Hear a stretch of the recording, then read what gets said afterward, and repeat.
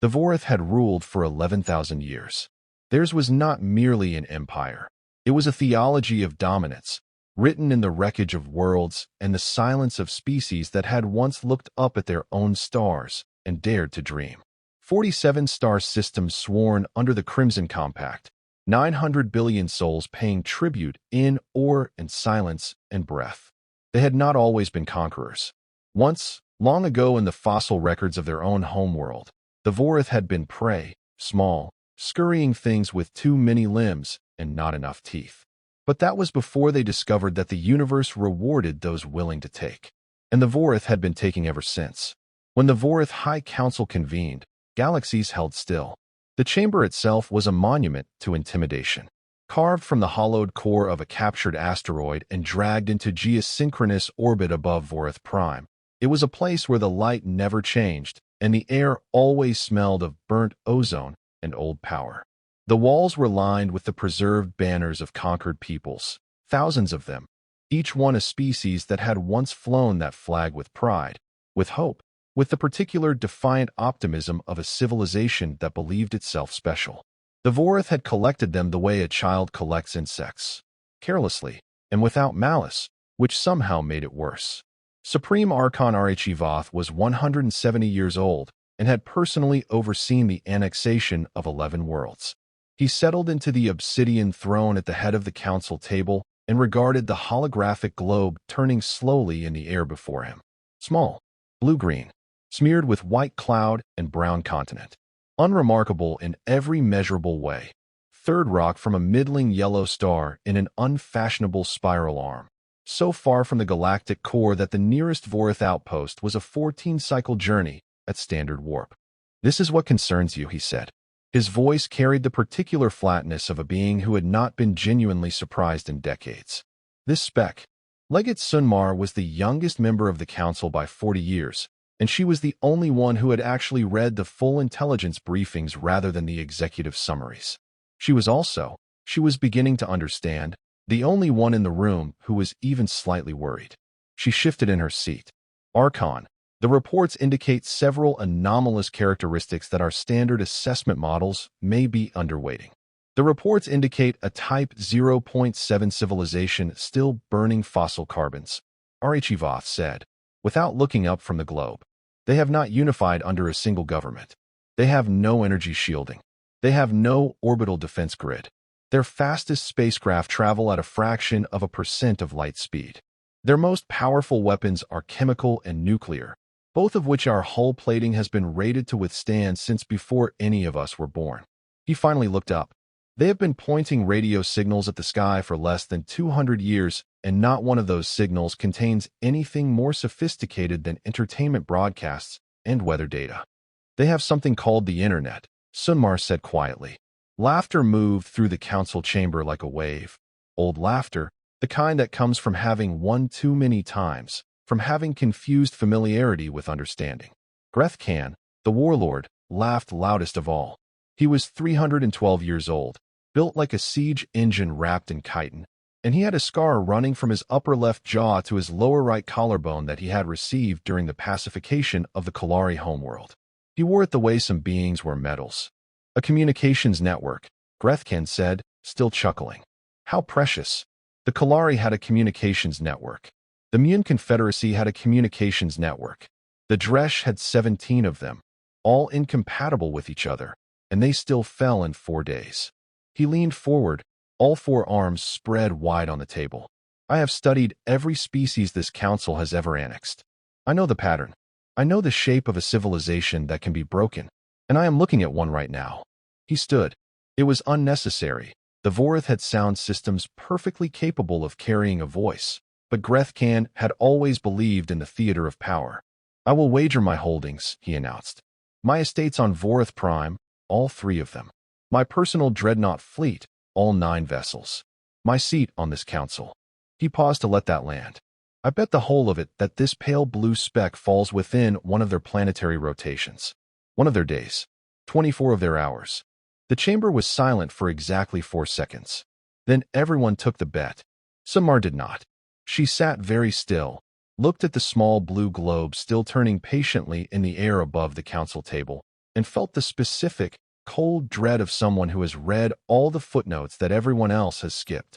She requested a private vessel and filed a transit form for personal leave, effective immediately. The council approved it without looking up because they were already celebrating. The fleet translated into the Sol system at 0347 Greenwich Mean Time on a Tuesday morning in autumn. 212 warships. The flagship, the Eternal Crimson, was 4 kilometers long and had enough firepower in its primary array to crack a small moon. The escort vessels were not small.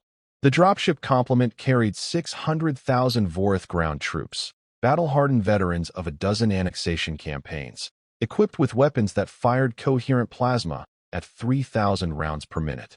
There were drone swarms capable of blanketing a continent in jamming fields. There were atmospheric processors that could alter the chemical composition of breathable air within hours. There were psychological warfare suites that could broadcast directly into the neural tissue of most known sapient species. The Vorith had done this before. They were very, very good at it. The fleet did not bother to approach quietly. There was no tactical reason for subtlety when you possessed this much force. They decelerated at 1/4 power, which still created a gravitational ripple measurable by every observatory on Earth that was pointed at the outer solar system. The call started at 0351. The first person to notice was a postdoctoral researcher at the European Southern Observatory in Chile, a 29-year-old Italian woman named Dr. Chiara Fontana, who was supposed to be studying variable stars, but who had, for the last 6 months, been quietly redirecting a fraction of her observation time toward a patch of deep space where she had detected an anomalous repeating signal. She had not published this. She had not told her supervisor. She had told exactly one person, her girlfriend, who had believed her, which is all she had needed at the time. At 0351, Dr. Fontana's instruments showed her something that her brain refused to process for approximately 11 seconds. Then she picked up her phone and called a number she had memorized 2 years ago as a joke, the direct line for the office of the UN Secretary-General's Emergency Science Advisor, a line that had been established after a resolution that everyone had voted for and no one had taken seriously. Someone answered on the second ring. By 0400, the signal had been confirmed by 43 independent observatories on 6 continents. By 0415, military tracking systems on 3 different continents, none of which were supposed to be talking to each other, had all arrived at the same conclusion and had all, independently and almost simultaneously, begun making phone calls up their respective chains of command. By 0430, every head of state on Earth who was reachable had been reached. By 0500, the internet knew. This was the thing that Legate Sunmar had tried to explain to the council. Not the communications network itself. The Vorith understood communications networks. They had them. What she had tried to explain, and failed to find words for in Vorith, was the specific character of human communications. The way information did not simply travel across the network, but transformed as it moved. The way humans, upon receiving terrifying news, did not only feel terror. They felt something else alongside it, something that their own language had 17 words for and Vorith had none. They felt the urge to do something about it. The Vorith fleet crossed the orbit of Jupiter at 0612. By that point, 400 million people were awake and watching live feeds. By 0700, it was 1 billion. The feeds were coming from everywhere. Professional news networks? Yes. But also from a retired telecommunications engineer in Manitoba who had a surprisingly good backyard telescope and a fast upload connection, from a collective of amateur astronomers in Japan who had pooled their equipment and were running the most watched live stream in human history, from a 16-year-old in Lagos who had simply pointed her phone at the sky and started talking. The comment sections of these streams were, characteristically, a mixture of raw terror, dark humor, people arguing about whether this was real, people arguing about what to do, people arguing about what they were going to have for breakfast because they had decided that if this was the last morning they were going to eat something good, and an extraordinary number of people tagging their friends. The meme started within the first hour. The most widely shared one was a photograph of a very unimpressed-looking cat next to the text, "They picked the wrong planet." It got 2 billion shares before noon. Meanwhile, in structures that the public didn't know about and in conversations that would not be declassified for 50 years, other things were happening. The Vorith opened communications at 0830 because they always did. It was protocol, a formality, like the menu at a restaurant where the meal has already been decided. A single tight beam transmission, translated by their universal linguistic algorithm into the dominant human languages, broadcast simultaneously to every major population center on Earth. The message was 14 seconds long. It had been used, with minor modifications, 41 times before.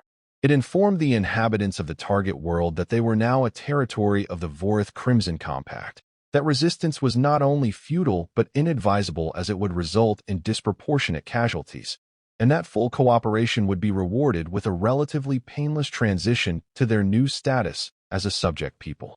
It ended with a list of demands: the immediate cessation of all military activity, the surrender of governmental authority to designated Vorith administrators, and the preparation of resource extraction sites for Vorith survey teams.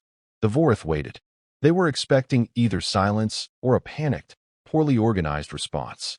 They had a betting pool running on whether the humans would even manage to get a coherent response out within the first hour.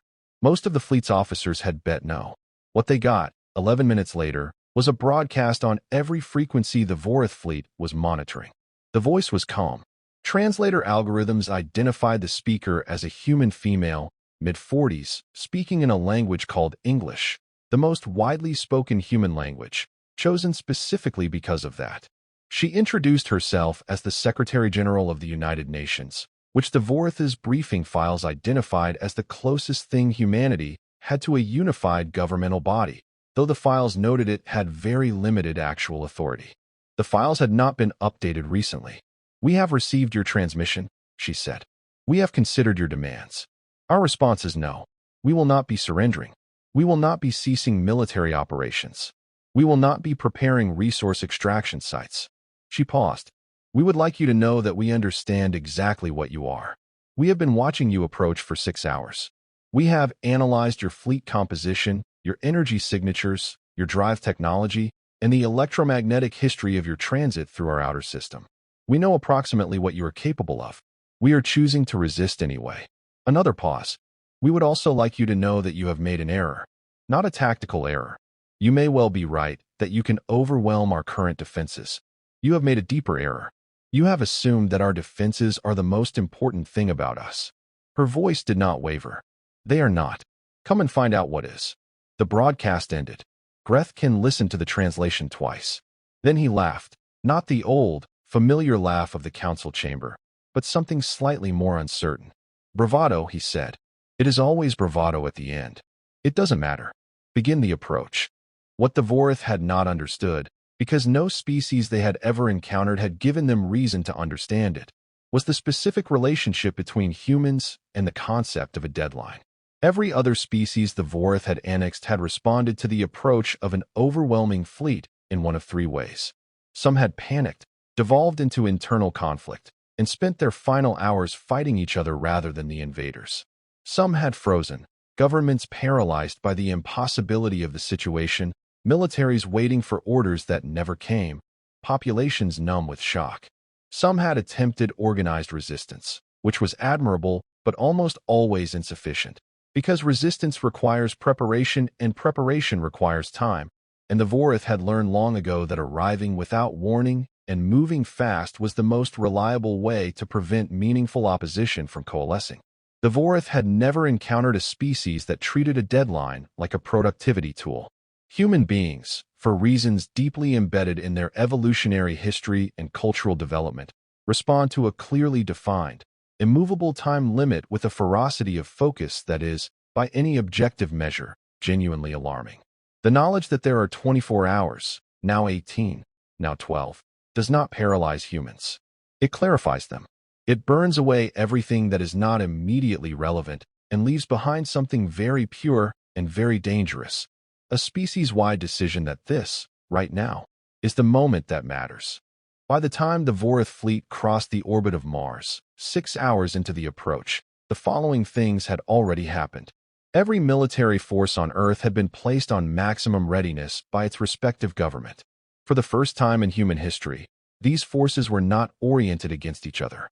Old rivalries that had defined the shape of human conflict for centuries were set aside, not out of sudden idealism, but out of pure, cold pragmatism.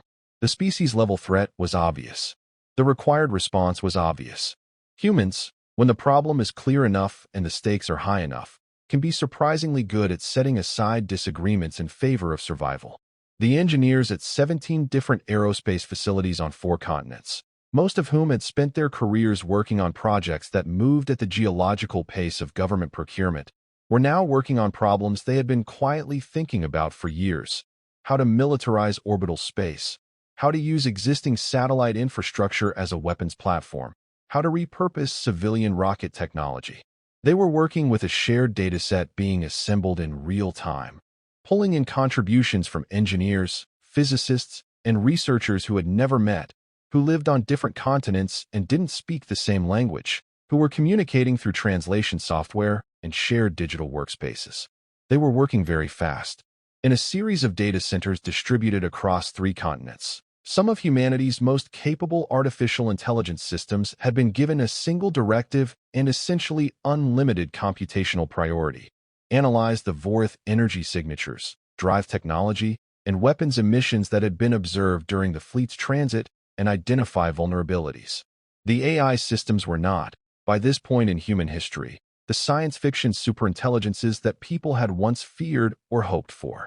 They were extremely powerful, extremely fast analytical tools, very good at finding patterns in enormous datasets. What they found, within 4 hours, was not a weakness in Vorith weapons or shielding. It was something subtler, an anomaly in the fleet's communication protocol, a handshake sequence that repeated at regular intervals, a rhythm. The team of cryptographers and signals engineers who received this finding understood immediately what it meant. They began working on what it implied. They did not sleep. They did not stop. Several of them later reported that they had not even noticed being hungry. In a small office at CERN, a physicist named Dr. Yusuf Okafor was looking at the drive signature data from the Vorith fleet and feeling the particular electric excitement of a person who has just seen something that changes everything they thought they knew. He wrote 4 equations on a whiteboard. He stared at them for 3 minutes.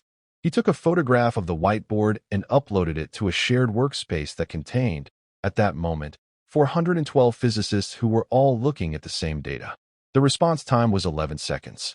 Within an hour, the whiteboard had become the center of a conversation that would, under normal circumstances, have taken years to develop. These were not normal circumstances. And across the world, in factories and workshops, in garages and basements and laboratories, ordinary people who happened to have relevant skills were making things, building things, modifying things. The instructions were being shared freely, updated in real time, translated into dozens of languages. Some of it was useless. Some of it was brilliant. All of it was the expression of a species that, when faced with extinction, does not go quietly. The first engagement happened at 11:04, when the Vorith fleet entered low Earth orbit and dispatched a wave of drone fighters to establish orbital dominance. It did not go the way the Vorith expected. The drone wave met a cloud of objects that their targeting systems initially misidentified as debris, because they were, technically, debris, in the sense that they had been assembled from repurposed satellite components, decommissioned rocket stages, and improvised propulsion systems over the preceding 10 hours. They were not, however, behaving like debris. They were behaving in a coordinated, adaptive pattern that the Vorith tactical AI spent 43 seconds trying to classify before concluding, with some uncertainty, that it was dealing with a weapons system. It was dealing with 47,000 improvised kinetic interceptors, each one small and cheap and entirely unafraid of being destroyed, controlled by a distributed network of ground stations on 6 continents, and guided by targeting algorithms that had been refined continuously over the past 9 hours. Most of them were destroyed. Many of them were not destroyed fast enough. The exchange rate was economically catastrophic for the Vorith, not because humans had matched their technology, but because humans had flooded the engagement zone with so many objects that the Vorith point defense systems were overwhelmed not by quality, but by volume. Grethkan watched his drone losses mount on the tactical display and felt, for the first time, something that was not quite uncertainty, but was in the same neighborhood. "Switch to secondary approach vector," he said. and bring up the atmospheric processors. Begin the air composition. Archon Commander, his signals officer said, and something in her voice made him turn. We have a problem with communications. The Vorith fleet's internal communication network ran on a protocol that had been developed 400 years ago and updated periodically since. It was fast, encrypted, and had never been successfully penetrated by any species the Vorith had encountered. This was because no species they had encountered had ever had 11 hours, a dataset of the full electromagnetic spectrum of the fleet's transit, a cryptography team running on no sleep and maximum adrenaline, and a signals intelligence AI that had been trained on every known communications protocol in human history. The penetration was not clean. It was not elegant. It was brute force, inelegant, and in several places it was held together with what could only be described as digital improvisation. But it worked. The Vorith fleet's communication network was not destroyed or taken over. It was corrupted, intermittently, and unpredictably. Commands arrived scrambled. Targeting data from one ship did not reliably reach another. The coordination that made a fleet of 212 warships a coherent weapon began to fray at the edges. What do you mean, a problem? Grethkin said. Cascade errors in the compact link. Sector 7 is reporting that their targeting package is showing them firing on Sector 12. Sector 12 is reporting. Override manually. We are attempting that. The error is propagating faster than we can trace the source. It appears to be. The signals officer stopped. Archon Commander. It appears to be intentional. Grethkin stared at his display. The battle was becoming extraordinarily complicated extremely quickly. The human defensive network was not a military in any shape he recognized. It had no unified command structure, or rather, it had too many command structures, interconnected in ways that his tactical analysis models couldn't map cleanly. Every time his fleet destroyed an asset, 3 more appeared from different directions. Human satellite infrastructure that should have been communications equipment was being used as targeting systems. Commercial radar networks were feeding data to military systems. Civilian spacecraft that had no business being anywhere near a combat zone were being used as sensor relays. And the people themselves. He pulled up a feed from one of the optical sensors on the Eternal Crimson, aimed at the surface of the planet below. He had expected to see panic, evacuations, the particular visual signature of a population in flight, the clogged roads, the darkened cities, the visible chaos of a species running from something it couldn't fight. What he saw was cities still lit. Traffic patterns consistent with a population that was moving with purpose, not fleeing. He enhanced the feed and watched. In the pre-dawn darkness of a city on the eastern coast of a continent, his briefing files called North America, a crowd of people gathered in a public square around a large screen. They were watching the battle feed. They were not screaming. Some of them were holding each other. Some of them were holding signs. The translation software rendered the signs text for him. One read, "Not today." Another read, "We have been waiting for you." A third, held by what appeared to be a very elderly human male, read simply, "Come on then." Grethkin sat back in his command throne. For 312 years, he had studied species. He had reduced civilizations to variables in a tactical equation, and he had always gotten the answer right. He pulled up the intelligence files on humanity and read them again. Really read them this time. Not looking for confirmation of what he already believed, but looking for what he had missed. He read about a species that had spent 10,000 years trying to kill itself and had not managed it. A species that had survived ice ages and plagues and famines and 2 world wars and the invention of nuclear weapons and the beginning of ecological collapse. Not by being invulnerable, but by being, in aggregate, unkillable. Not because any individual human couldn't die, but because when enough of them decided that something mattered, they became collectively impossible to stop. He read about a species for whom the awareness of mortality was not a source of paralysis, but of urgency. A species that had looked at its own extinction repeatedly over the course of its history and had responded each time by working harder, thinking faster, cooperating more. He read about a species that had been afraid its entire existence and had built civilization anyway, inside the fear, around the fear, sometimes directly out of the fear. He read about their stories, the ones they told each other, the ones about small groups of outnumbered people who had held impossible lines. about underdogs who had won because winning mattered more to them than it did to whoever they were fighting, about the stubborn, irrational, occasionally suicidal refusal to accept that the odds meant anything at all. He had dismissed these as mythology, propaganda, the self-aggrandizing narratives of a minor species with delusions of significance. He was no longer certain that was correct. Archon Commander. His tactical officer's voice was very controlled, which meant the news was bad. We have lost contact with the secondary drone command network. The atmospheric processors are showing cascading errors consistent with the communication compromise affecting the main fleet network. Ground Assault Package is reporting they cannot confirm landing coordinates because their targeting data is corrupted. A pause.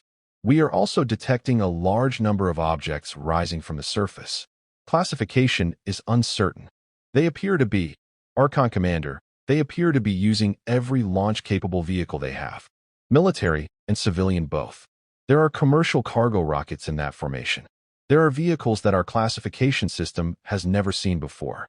Some of them appear to have been assembled in the last several hours. How many objects?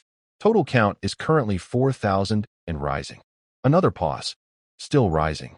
Grethkan looked at his tactical display and understood, with a sudden, crystalline clarity, that the battle he had planned was not the battle he was in.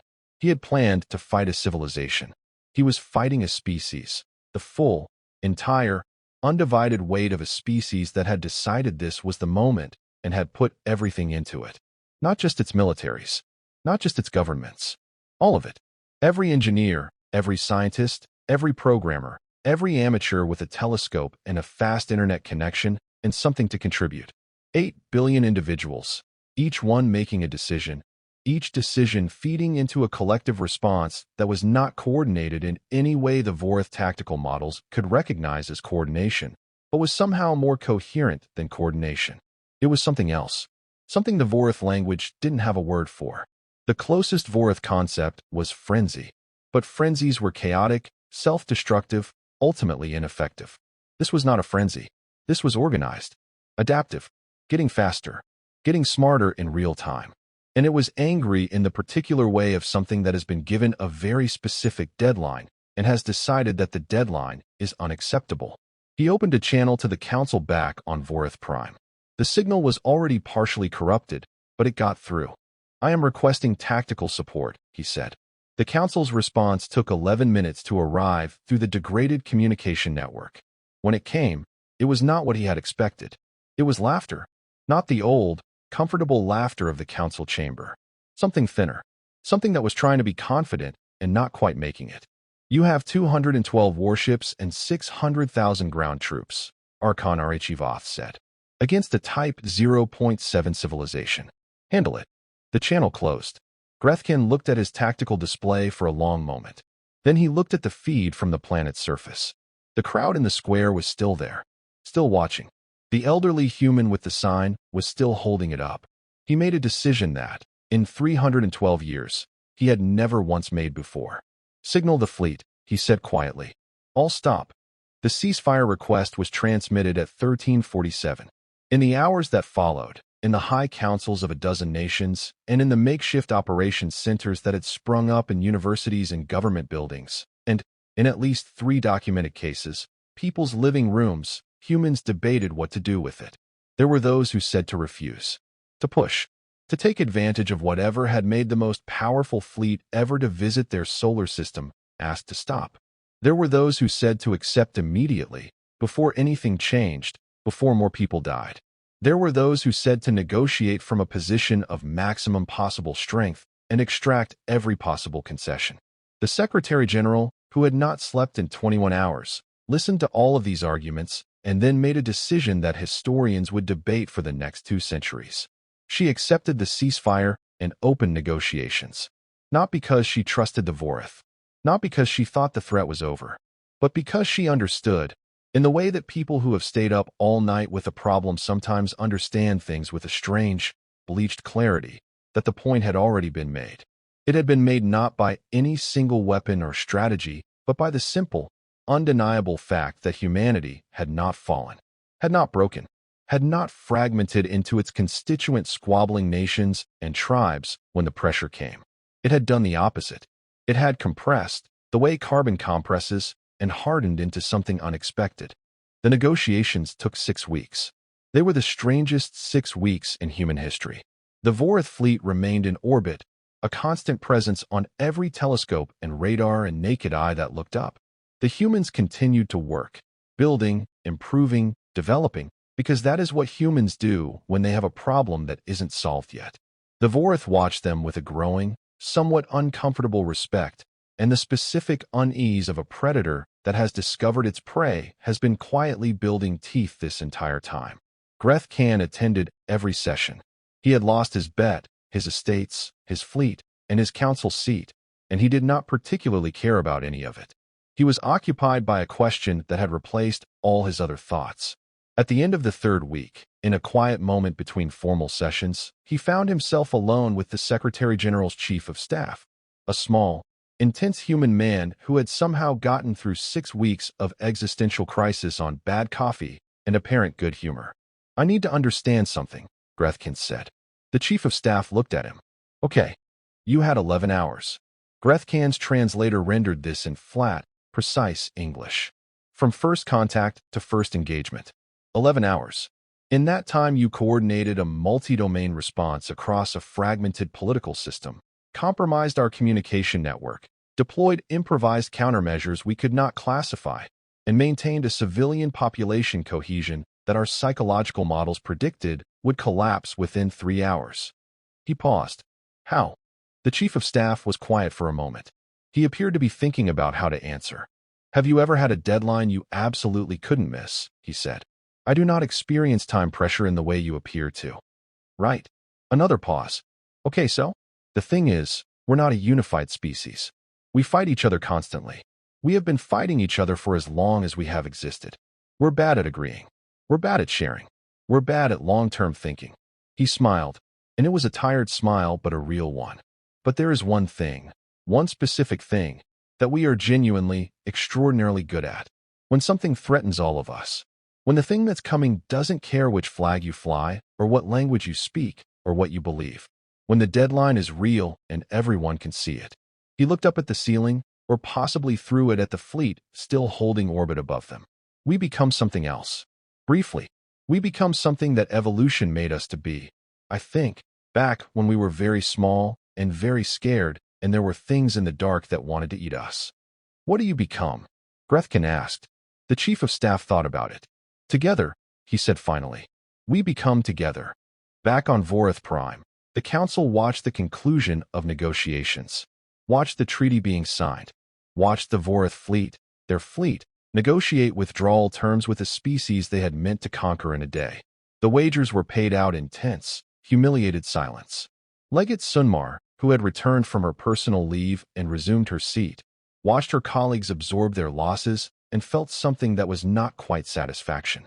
She had been right, and being right had not felt the way she had imagined it would. Archon HFY sat very still for a long time after the final transmission from the Sol system. "They were supposed to be a Type 0.7, he said. Not to anyone in particular. To the heir, or to himself, or to the version of himself that had laughed. Sunmar leaned forward. "They are a Type 0.7, she said. By every standard metric. Their energy use, their technology, their political unification index." She paused. "We were measuring the wrong things. Then what should we have been measuring?" She looked at the globe, still up on the holographic display, still slowly rotating, still blue and green and unremarkable from a distance. "Stubbornness," she said. "Adaptability. The speed at which they share information under pressure. The ratio of individual creativity to collective cohesion." She thought for a moment. "And how fast they learn." She let that sit. In the 11 hours of the initial approach, their improvised kinetic interceptors became 30% more accurate than the first wave. In 6 weeks of ceasefire, they have made technological advances in 3 domains that we estimated would take them 40 years. She looked at her colleagues. "Whatever metrics we use to classify them, we need new ones. And we need them immediately. What would you recommend we classify them as?" Archivoth said. Sunmar thought about a crowd in a square holding signs in the dark. Thought about an elderly man with a piece of cardboard and 3 words on it, standing outside on a night that might have been his last, and choosing defiance. Unprecedented, she said. I would classify them as unprecedented. And I would recommend that whatever we do next, we do not, under any circumstances, give them the deadline. The elderly man's name was Harold. He was 74 years old, a retired electrician from Cleveland, Ohio, and he had driven 90 minutes to stand in that square because his grandson had called him and told him what was happening, and Harold had thought about it for about 30 seconds before getting in his car. He had made the sign himself, with a piece of cardboard from a cereal box and a black marker he had found in his kitchen junk drawer. He did not think of himself as brave. He thought of himself as someone who had lived through enough to know that there are moments in a life, in any life, when you either show up or you don't. And Harold had always, his whole life, tried to show up. When the ceasefire was announced, the crowd in the square had erupted. Harold had stood in the middle of it and felt the noise move through him like a wave and looked up at the sky where, if you knew where to look, you could see the lights of the fleet still up there, still watching, and he had thought, not for the first time in his life, but more clearly than ever before, about how strange and unlikely and specifically wonderful it was to be a human being. To be the kind of thing that got scared and showed up anyway. To be the kind of thing that built signs out of cereal boxes and drove 90 minutes into the dark for the sake of 3 words. To be the kind of thing that, when something vast and powerful and absolutely certain of its own victory came down from the sky and told you to fall, looked up and said, "Not today." He got back in his car at 1 in the morning and drove home through the dark Ohio countryside with the radio on, listening to a planet process what had just happened to it. And he rolled the window down and let the night air in and thought that it smelled like autumn, which was his favorite. It smelled like something that had been given a deadline and refused it. It smelled like Earth.